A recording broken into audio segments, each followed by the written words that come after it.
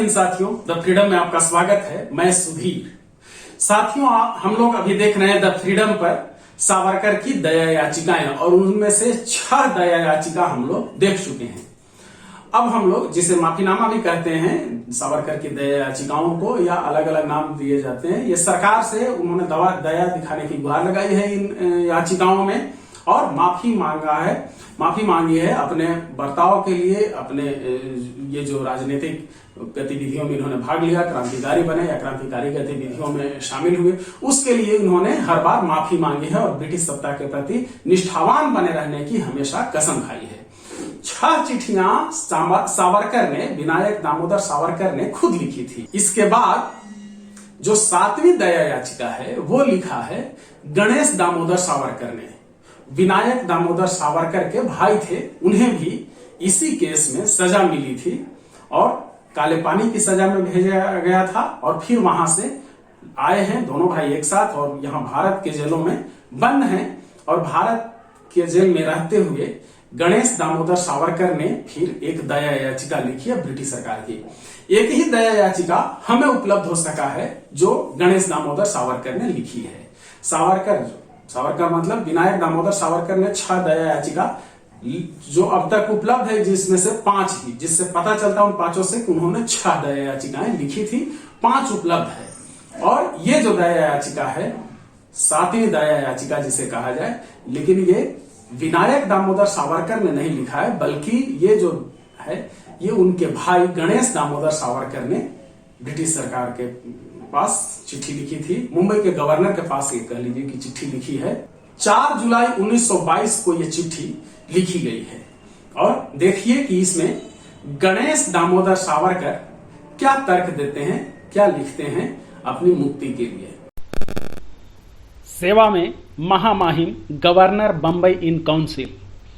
महामहिम को ज्ञात हो, मुझे 8 जून 1909 को आजीवन कारावास की सजा सुनाई गई थी, जिसका कुछ समय भारतीय जेलों में बीता और अधिकतर 1910 से 1921 तक पोर्ट ब्लेयर में। नियमों के अधीन आजीवन कारावास काटने वाला कैदी 14 वर्षों बाद रिहाई का अधिकारी होता है, जिसमें क्षमा का प्रावधान भी है, और भारतीय कारागार समिति की सिफारिश के अनुसार आजीवन कारावास वाले अपराधियों का 10 वर्ष बाद छूट सहित छोड़े जाने को कहा है। मैं रिहाई का हकदार बनता हूं। दिसंबर 1919 में आम माफी की घोषणा के दौरान मुझे और मेरे भाई विनायक दामोदर सावरकर को अन्यायपूर्ण ढंग से इस लाभ से वंचित रखा गया, और जब मेरे भाई ने हम दोनों के बारे में मामला महामहिम वायसराय के समक्ष रखा तो हमें सूचित किया गया कि महामहिम मौजूदा समय में उनको आम माफी का लाभ देने के लिए तैयार नहीं हैं। हमें लाभच्युत किए जाने का निर्णय अंतिम नहीं था, जैसा कि आधिकारिक जवाब की भाषा से स्पष्ट होता है। अतः मैं उम्मीद कर सकता हूं कि इतना समय बीत जाने पर भी हम दोनों भाइयों को रिहा किया जाएगा।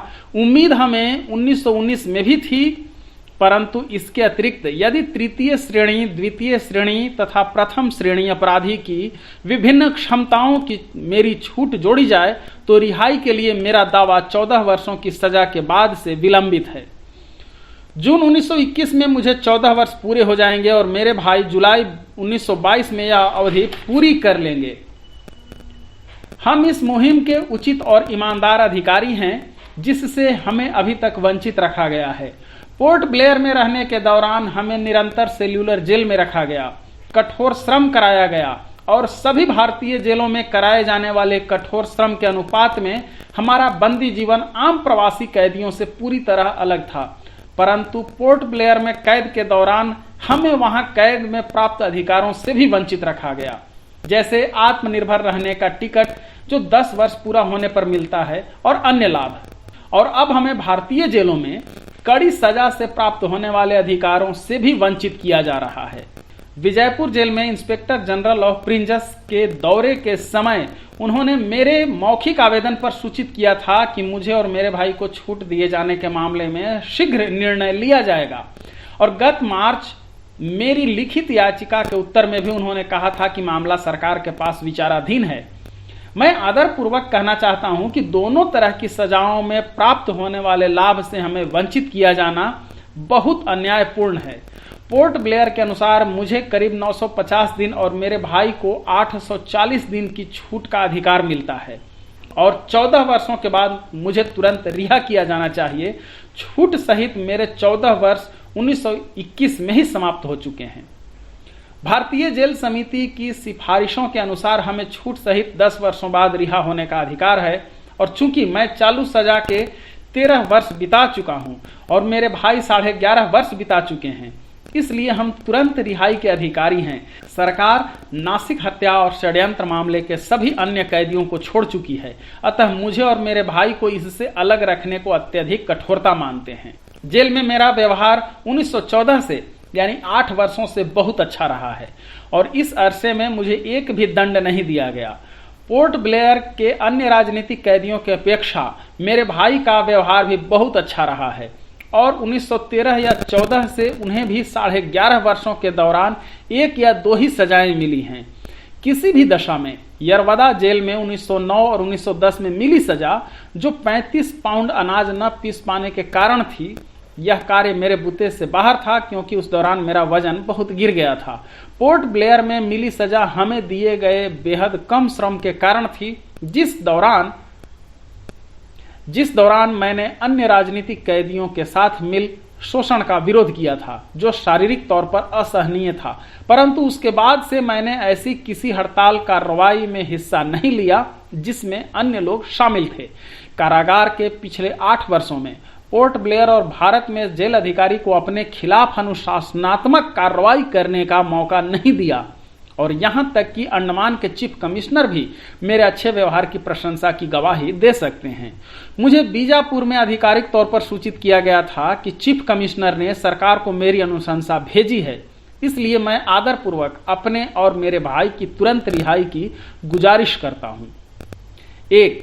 मेरे भाई को भेजे जवाब में महामहिम ने आम माफी पर भविष्य में विचार करने को कहा है। 2. 14 वर्षों बाद रिहाई संबंधित आम नियम एवं छूट तथा 3.